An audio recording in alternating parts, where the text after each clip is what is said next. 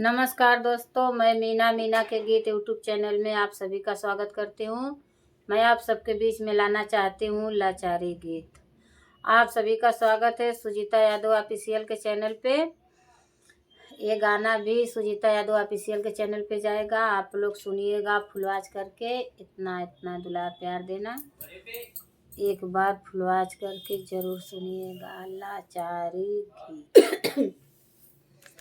कजरा लगाए रात नारी बलम अखिया होई ग भारी।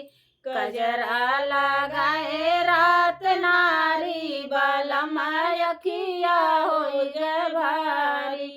कजरा लगाई हमको बागों में गईली। कजरा लगाई हम बागों में गईली।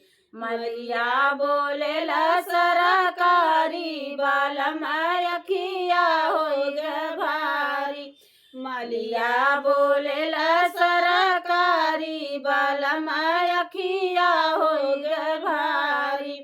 कजरा लगाए रात नारी बालम अखिया होई ग भारी। कजरा लगाए रात नारी बालम अखिया होई ग भारी। कजरा लगाई हम कुआनों पे गईली। कजरा लगाई हम कुआनों पे गईली। कहरा बोलेला सरकारी बालम अखिया होई ग भारी। कहरा बोलेला सरकारी बालम अखिया होई ग भारी। कजरा लगाए रात नारी बालम अखिया होई ग भारी। कजरा लगाए रात नारी बालम अखिया होई ग भारी। कजरा लगाई हम सड़कों पे गईली। कजरा लगाई हम सड़कों पर गईली। ड्राइवर बोलेला सरकारी बालम अखिया होई ग भारी। ड्राइवर बोलेला सरकारी बालम अखिया होई ग भारी। कजरा लगाए रात नारी बालम अखिया होई ग भारी। कजरा लगाए रात नारी बालम अखिया होई ग भारी।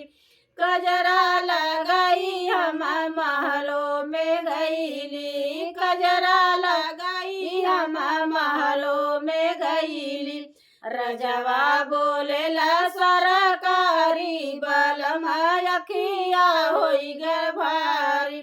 रजवा बोलेला सरकारी बालम अखिया होई ग भारी।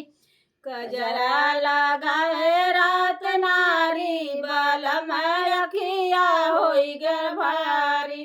कजरा लगाए रात नारी बालम अखिया होई ग भारी। काजर ना लगुले फ्रेंड, काजर ना भाभी लगुले सरकारी।